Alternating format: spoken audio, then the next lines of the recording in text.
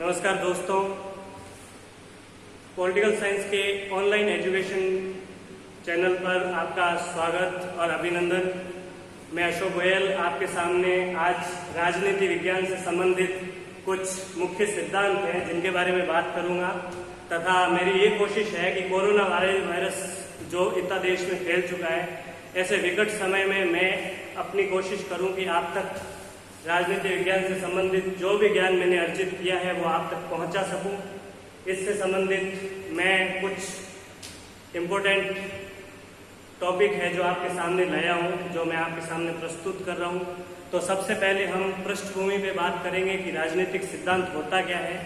तो राजनीतिक सिद्धांत की अगर बात करें तो राजनीतिक सिद्धांत सत्ता से संबंधित क्रियाकलापों का व्यवस्थित ढंग से जो अध्ययन किया जाता है उसे कहते हैं राजनीतिक सिद्धांत। कुछ ऐसे शब्दावली है जो हमें उससे पहले जानना आवश्यक है, सिद्धांत तक पहुंचने से पहले। उसके बाद हम जो मुख्य सिद्धांत है जिस पे हमें बात करनी चाहिए वहां तक पहुंचेंगे। उससे पहले कुछ इम्पोर्टेंट है, जैसे कि उपागम किसे कहते हैं। उपागम का मतलब क्या होता है? उपागम या दृष्टिकोण।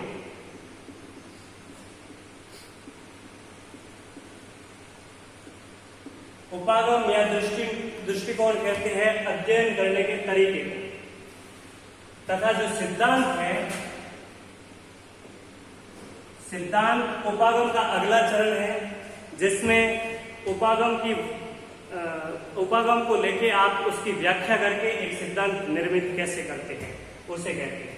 अब राजनीतिक सिद्धांत जो होते हैं उसके क्या कार्य होते हैं? मुख्यतः उसके 3 कार्य होते हैं।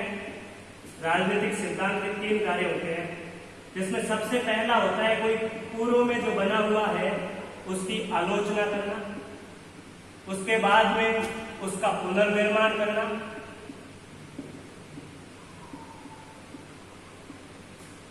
और तीसरा है उसकी व्याख्या करना।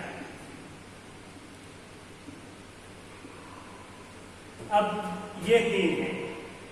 तो इसके बाद में हम आते हैं कि राजनीतिक सिद्धांत है उसकी शाखाएं कौन सी होती है। ठीक है, तो उसमें जो पहली शाखा है वो है राजनीतिक दर्शन। पहली शाखा का नाम क्या है? राजनीतिक दर्शन। और जो सेकंड है उसको कहते हैं राजनीतिक विज्ञान। दूसरी को क्या कहते हैं? राजनीतिक विज्ञान। जो राजनीतिक दर्शन है इसका संबंध किससे है? आलोचना और पुनर्निर्माण से। राजनीतिक दर्शन का संबंध है आलोचना और पुनर्निर्माण से, और राजनीतिक विज्ञान का संबंध है व्याख्या से। इसमें क्या होता है? राजनीतिक दर्शन जो है वो चिंतन मूलक है तथा इसे परंपरागत राजनीतिक सिद्धांत या दर्शन कहा जाता है, और राजनीतिक विज्ञान है वो आलोचना और पुनर्निर्माण के बाद जो है व्याख्या, इससे संबंधित है। ये प्रभाव मूलक है। इसे व्यवहारवादी, अनुभवात्मक या आधुनिक राजनीति विज्ञान कहा जाता है।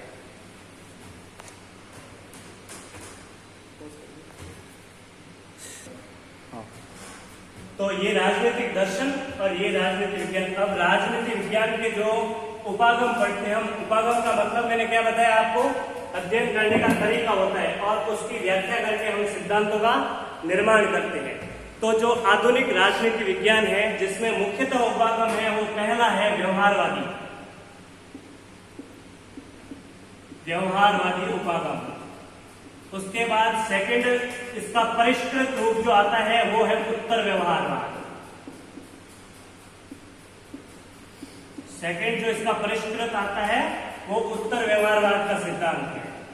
थर्ड आता है व्यवस्था सिद्धांत, ये इसके बाद में आता है व्यवस्था। और फोर्थ जो आता है वो आता है संचार सिद्धांत। ये आधुनिक राजनीतिक सिद्धांत में जो मुख्यतः है वो ये 4 सिद्धांत होते हैं। ठीक है, तो आज सबसे पहले हम जिसकी बात करेंगे वो करेंगे व्यवहारवादी सिद्धांत की, और आज की जो चर्चा है वो हम इसी टॉपिक पे करेंगे। तथा नेक्स्ट जो टॉपिक होगा इसका परिष्कृत रूप उत्तर व्यवहारवाद, इसको हम कल डिस्कस करेंगे और इन दोनों के साथ तुलनात्मक जो कुछ भी है उसकी तुलना करके आपको समझाएंगे। तो अब आज जो हम अध्ययन करेंगे वो करेंगे व्यवहारवाद। मेरी कोशिश रहेगी कि आप तक पूरा और सही ज्ञान पहुंचे। मैं कोशिश करूंगा इससे संबंधित जो कुछ भी हो वो आप तक पहुंचे। राजनीतिक सिद्धांत की बात करें, जो आधुनिक राजनीति विज्ञान के सिद्धांतों का जो निर्माण हुआ है वो विशेषतः द्वितीय विश्व युद्ध के बाद हुआ है। तब द्वितीय विश्व युद्ध के पश्चात। और द्वितीय विश्व युद्ध के पश्चात व्यवहारवादी क्रांति होने के पीछे का सबसे बड़ा जो वजह रही वो रही, दो कारण रहे। पहला कारण तो ये रहा कि उससे पहले का जो राजनीतिक वैज्ञानिक थे उनका अनुभववाद, और दूसरा जो रहा वो रहा विश्व युद्ध के दौरान राजनीतिक वैज्ञानिकों ने जो यथार्थ से अपना परिचय किया और उस समय देखा कि कैसे तृतीय विश्व के देश और अमेरिका आदि जो व्यवस्थाएं हैं उनमें किस प्रकार अलग अलग है और उनका अध्ययन करना जरूरी है। इससे पहले व्यवहारवादी सिद्धांत से पहले जो राजनीति विज्ञान में अध्ययन किया जाता था वो मुख्यतः संस्थाओं से संबंधित था। तो अभी ये मैं मिटा रहा हूँ, आज अपन व्यवहारवादी सिद्धांत की बात करेंगे तो आपको अच्छे से समझ में आएगा। तो सबसे पहले अपने को क्या समझना है, जो ये व्यवहारवादी सिद्धांत है उससे पहले राजनीति विज्ञान में जो सिद्धांत थे वो मुख्यतः संस्थाओं पे ध्यान देते थे। किसका अध्ययन करते थे? संस्थाओं का। संस्थाओं से तात्पर्य यह है कि सत्ता का अर्थात सरकार का अध्ययन, राज्य का अध्ययन और राज्य व सरकार का अध्ययन, इसका अध्ययन किया जाता था। लेकिन इस द्वितीय विश्व युद्ध के दौरान और उसके पश्चात यह अनुभव हुआ कि इन संस्थाओं से इंपॉर्टेंट है मानवीय व्यवहार का अध्ययन करना। किसका अध्ययन करना? मानवीय व्यवहार का, क्योंकि मानवीय व्यवहार को समझे बिना किसी परिस्थिति से निपटना बहुत ही मुश्किल कार्य है और इसलिए मानवीय व्यवहार का अध्ययन करना अति आवश्यक है। अब हम बात करते हैं कि व्यवहारवाद जो है उससे क्या अभिप्राय है, व्यवहारवाद का मतलब क्या होता है और व्यवहारवाद क्यों अस्तित्व में आया। तो व्यवहारवाद का अभिप्राय, एक रॉबर्ट डेहल की परिभाषा है। प्रमुख तुलनात्मक राजनीति में रॉबर्ट डेहल जो है वो प्रमुख राजनीतिक वैज्ञानिक हुए जिन्होंने एक परिभाषा दी कि जो परंपरागत राजनीति विज्ञान है उसके प्रति असंतोष का परिणाम है व्यवहारवादी क्रांति। और हमारा आगे का ये नजरिया है कि हम इसको ज्यादा से ज्यादा वैज्ञानिक बना सके। ये कहा था रॉबर्ट डेहल ने, जो कि बहुत ही महत्वपूर्ण थे। और एक थे डेविड ईस्टन, जिसको हम व्यवहारवादी क्रांति का जनक या पिता कहते हैं, डेविड ईस्टन। डेविड ईस्टन ने कहा था कि हमें वास्तविक व्यक्तियों का अध्ययन करना है, यानी अनुभववाद जो है उसकी ओर बढ़ना है। अनुभववाद का मतलब क्या हुआ? जो इंद्रियों से हम देखते हैं उसका अध्ययन करते हैं और वस्तुनिष्ठ ज्ञान प्राप्त करते हैं उसको कहते हैं वास्तविक व्यक्तियों का अध्ययन करना। इससे पहले जो था वो दार्शनिक, व्यक्तिनिष्ठ और ऐतिहासिक जो था, काल्पनिक दर्शन का बोलबाला था, जिसके ऊपर और एक और सबसे महत्वपूर्ण बात थी कि राजनीति विज्ञान को और ज्यादा वैज्ञानिक कैसे बनाया जा सके। ठीक है, अब सबसे पहले व्यवहारवादी क्रांति जो थी, व्यवहारवाद का सबसे पहले जो अध्ययन करना शुरू हुआ या जहां से शुरुआत हुई वह थी वियना सर्किल। याद रखना, वियना सर्किल नोट कर लीजिए। वियना सर्किल बहुत इंपॉर्टेंट है। यहाँ से प्रारंभिक जो समय शुरू होता है, वियना सर्किल में एक जे टेलोव करके थे। जे टेलोव प्रमुख राजनीतिक वैज्ञानिक थे जिन्होंने व्यवहारवाद सबसे पहले प्रयोग किया। व्यवहारवाद का नाम का सबसे पहले प्रयोग किसने किया? जे टेलोव ने, वियना सर्किल में। याद रखें। अब आपके सामने मैं इसका जो विकास हुआ वो बताता हूं कि व्यवहारवादी का विकास हुआ, इसके पीछे ऐतिहासिक पृष्ठभूमि और क्या है। विकास के पीछे ऐतिहासिक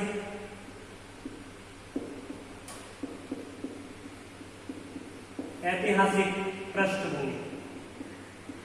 अब ऐतिहासिक पृष्ठभूमि की बात करें तो दो तीन विद्वान, एक 1908 में एक पुस्तक आई ग्राहम वालास की, ग्राहम वालास या ग्राहम वालेस, कुछ भी आप कह सकते हो, जिनकी book I human nature in politics. ये आई 1908 में।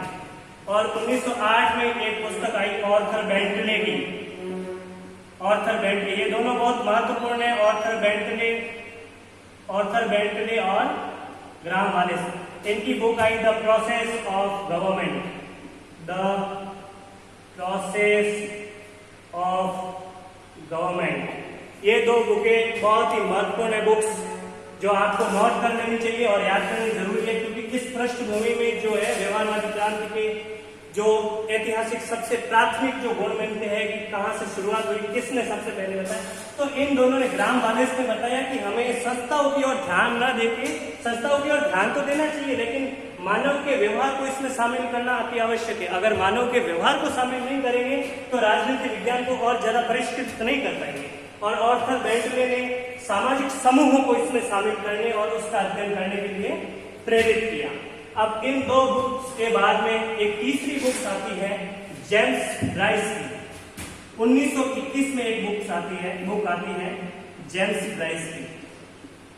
जेम्स ब्राइस का नाम भी आपको पता होना चाहिए। आप बुक्स का नाम जो भी मैं लिखवा रहा हूँ, इतनी सारी बुक्स है, उनका नोट कर लें, इस बुक का भी नोट कर लें। इसका नाम था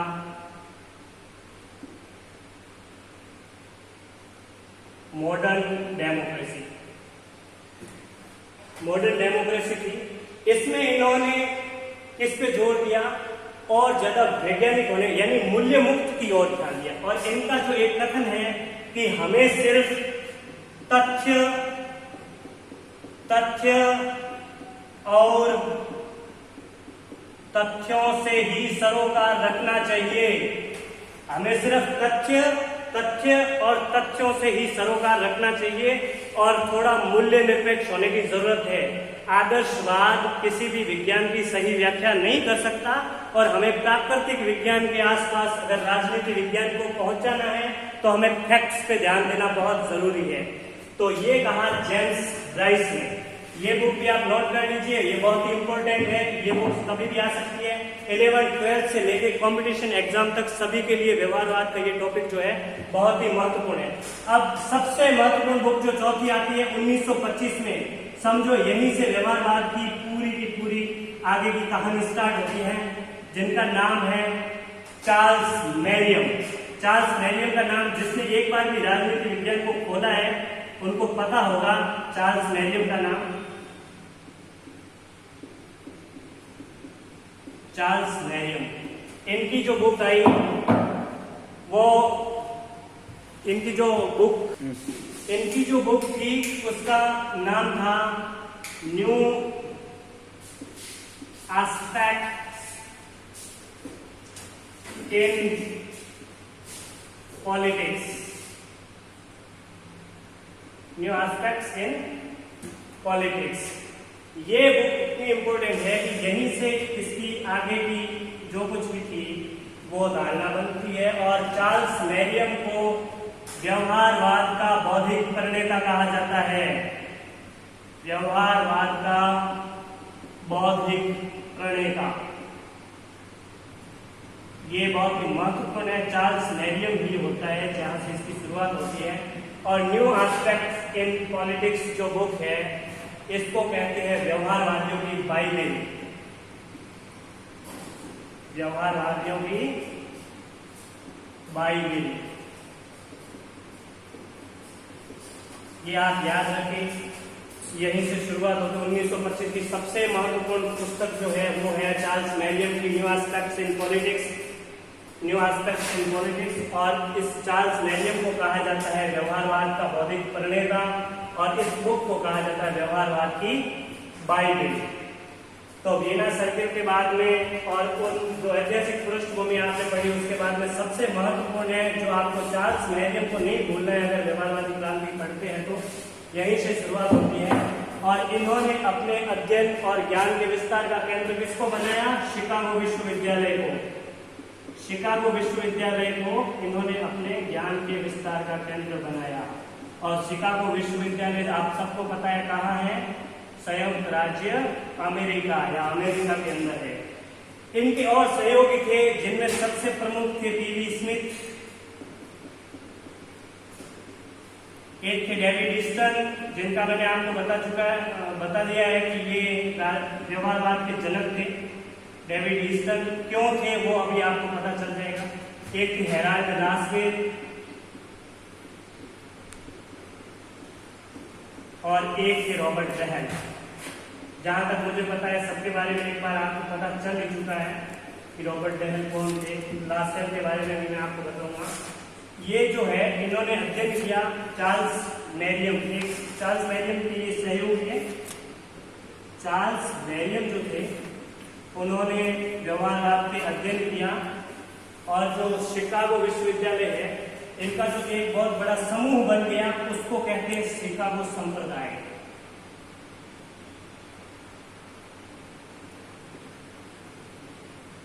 शिकागो संप्रदाय व्यवहारवादी क्रांति जो हुई उससे पहले जो इन्होंने अध्ययन किया व्यवहारवाद पे उनका समुदाय जो बना चार्ल्स मैरियम का उसको कहते हैं शिकागो संप्रदाय। शिकागो संप्रदाय है जो उसमें मुख्यतः जो थे शिकागो संप्रदाय का त्रिकोण। शिकागो संप्रदाय का त्रिकोण किसको कहते हैं? चार्ल्स मैरियम, रॉबर्ट डेहल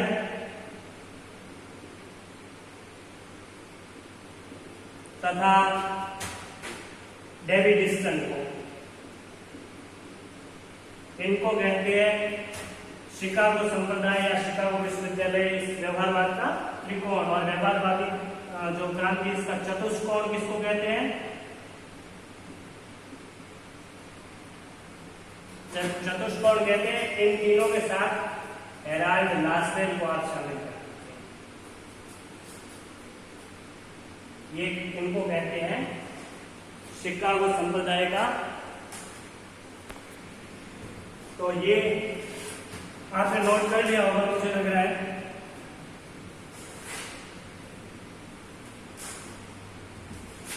अब ऐतिहासिक विकास के बाद में हम आते हैं व्यवहारवाद के आधारभूत लक्षण और इसकी मान्यताएं।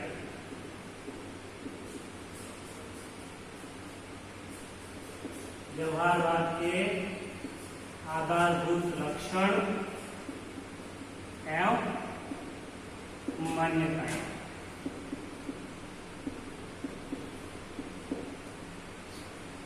ये सबसे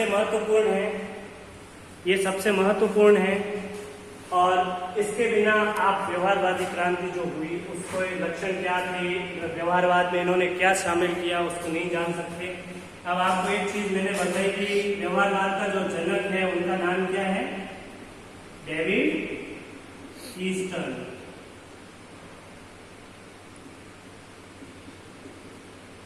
डेविड ईस्टन की दो प्रमुख बुक्स हैं जिसमें से एक का नाम है the current meaning of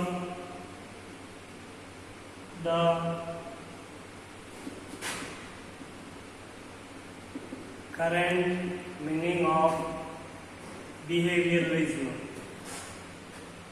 the current meaning of behaviourism. ये जो पुस्तक है इसमें इन्होंने व्यवहारवाद के आधारभूत जो लक्षण है वह बताए और इस जो पुस्तक में इन्होंने ये लक्षण बताए और मान्यताएं दी। इनको कहते हैं व्यवहारवाद की बौद्धिक जो आधारशिला है वो कहते हैं व्यवहारवाद की बौद्धिक आधारशिलाएं। इन 8 जो मान्यताएं हैं इनको क्या कहते हैं? व्यवहारवाद की बौद्धिक आधारशिलाएं। और एक और पुस्तक इनकी थी द पॉलिटिकल सिस्टम।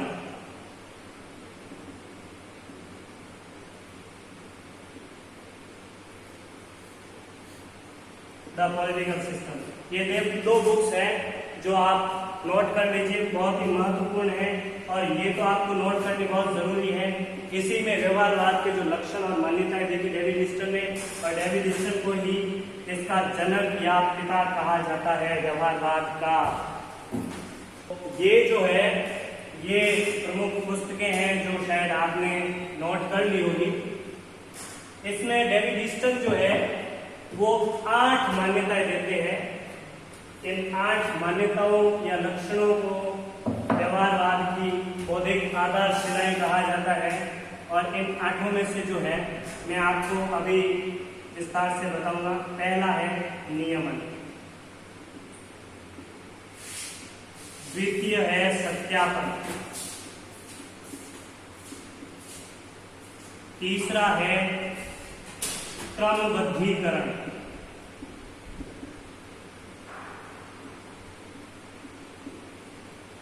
चौथा है तकनीक या प्रविधि,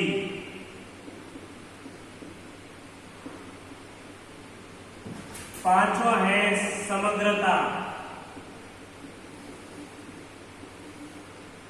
छठा है परिमाणीकरण,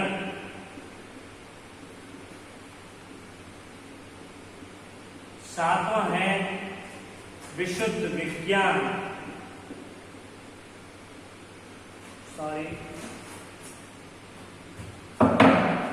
सातवां है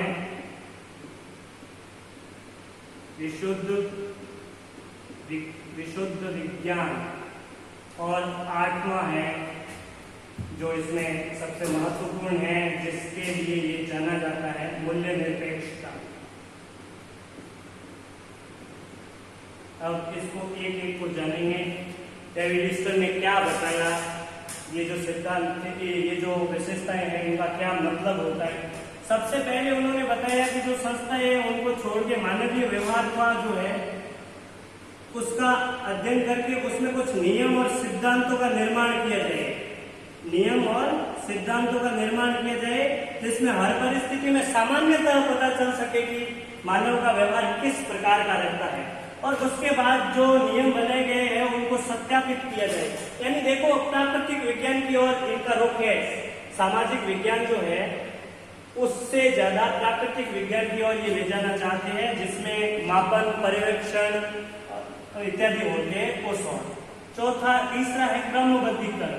क्रमबद्धीकरण का मतलब होता है जो क्रम से होना चाहिए सब कुछ और व्यवस्थित होना चाहिए।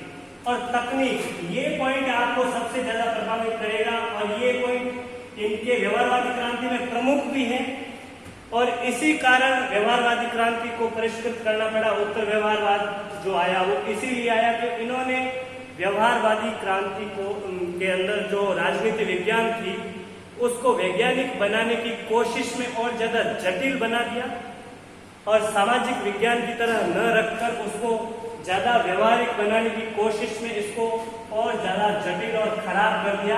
ये कहते हैं कि अस्पष्ट होना बुरा है लेकिन गलत नहीं होना चाहिए। और दूसरा ये कहते हैं कि सार भले ही छूट जाए, सार भले ही छूट जाए लेकिन तकनीक नहीं छूटनी चाहिए।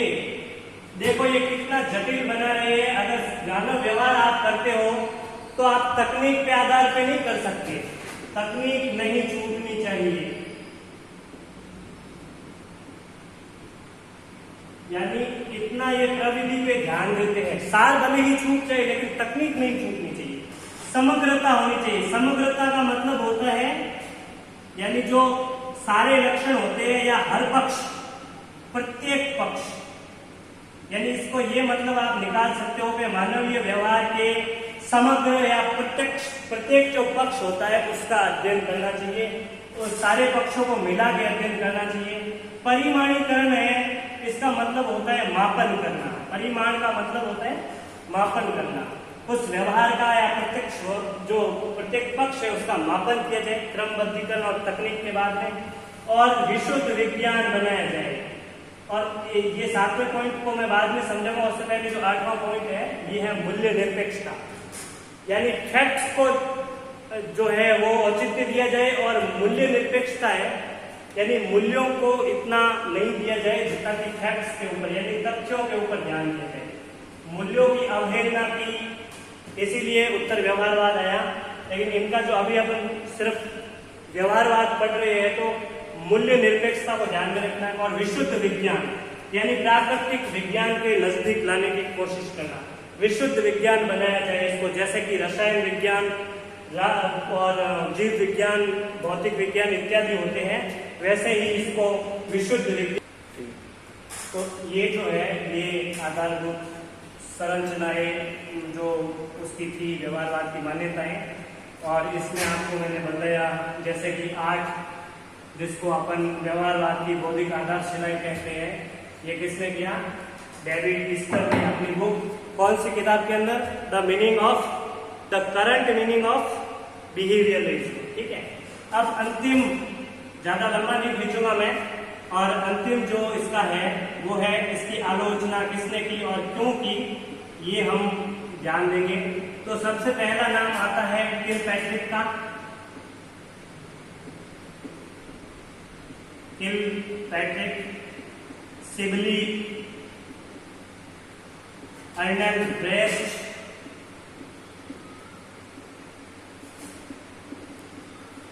ये 3 मुख्य रूप से जो थे वो आलोचक थे, और एक जिसका नाम और है लियो स्ट्रॉस। इन्होंने इसकी आलोचना की और बताया कि व्यवहारवादी क्रांति में क्या कमियां रह गई। और जो सबसे पहली है वो ये है कि इन्होंने जो सामाजिक विज्ञान थी उससे इसको अलग करके प्राकृतिक विज्ञान की ओर मोड़ने की जो चेष्टा की वो बिल्कुल गलत है, और ऐसा नहीं हो सकता, क्योंकि जो मानव का व्यवहार है वो दिन प्रतिदिन बदलता रहता है। और दूसरी मूल्य निरपेक्षता, यह भी गलत रही। मूल्य निरपेक्षता क्यों? क्योंकि हर मनुष्य एक जैसा नहीं होता, अच्छे बुरे उचित अनुचित को आप एक जैसा नहीं परोस सकते, इसलिए मूल्य निरपेक्षता सही नहीं है। मूल्यों का आदर करना भी बहुत जरूरी है, ये सबसे बड़ा। और तीसरा था प्रविधि भी बहुत अधिक ध्यान देना। प्रविधि और या तकनीक पे आप अधिक ध्यान देते हो, ऐसा नहीं हो सकता। मानवीय व्यवहार में आप तकनीक का इतना प्रयोग नहीं कर सकते। ये 3 जो मुख्यतः थी वो इसकी कमियां बताई, और इसी का परिष्कृत रूप जो था वो डेविड ईस्टर ने बाद में 1969 के अंदर एक सम्मेलन में फिर उत्तर व्यवहारवादी क्रांति की शुरुआत करते हैं, जो कि अपन बाद में अध्ययन करेंगे। एक 2 पॉइंट है। एक है लियो स्ट्रॉस ने इसको क्या कहा? लियो स्ट्रॉस ने इस व्यवहारवादी क्रांति जो थी इसको कहा गटर की विजय। यानी आपने सिद्धांत वगैरह जो बनाए या इनको खराब कहा कि आप जिन्होंने सिद्धांत बनाए वो कह रहे हैं कि हमने व्यवहारवाद को प्रवर्तन में लाया, लेकिन एक्चुअल में ये गटर की विजय है, ये कुछ भी उचित नहीं है। और एक अर्नोल्ड ब्रेस्ट, जो भी आप कहो, अंग्रेजी शब्दावली में ऐसे ही बोला जाता है, अर्नोल्ड ब्रेस्ट, इन्होंने इसको कहा एक दुखांत घटना। क्या कहा? दुखांत घटना। तो इस प्रकार ये था व्यवहारवाद, और जो अगला टॉपिक होगा वो होगा उत्तर व्यवहारवाद, जिस पे अपन चर्चा करेंगे। उम्मीद करता हूँ कि आपको ये वीडियो बहुत पसंद आएगा। ये मैं अपने वीडियो जो YouTube चैनल है पॉलिटिकल साइंस ऑनलाइन एजुकेशन पे डालूंगा, और मुझे उम्मीद है कि आपको बहुत पसंद आएगा। और अगर आपको पसंद आता है तो प्लीज़ लाइक करें, शेयर करें और चैनल को सब्सक्राइब करें, ताकि मुझे और ज़्यादा आपके लिए ये कोशिश करने की प्रेरणा मिले और मैं और ज़्यादा वीडियोस लाऊं। एक्चुअल में ऐसा होता है कि राजनीति में भारतीय संविधान इत्यादि के बारे में पढ़ाने वाले बहुत से टीचर हैं, लेकिन मैंने कोशिश की कि मैं राजनीतिक सिद्धांत और राजनीतिक विचारकों को आपके सामने लाऊं, ताकि आपको राजनीति विज्ञान का जो है वो ज़्यादा से ज़्यादा नॉलेज हो और आप ज्ञान प्राप्त कर सकें, एक अच्छा प्लेटफॉर्म आपको उपलब्ध हो। इसी के साथ नमस्ते, धन्यवाद।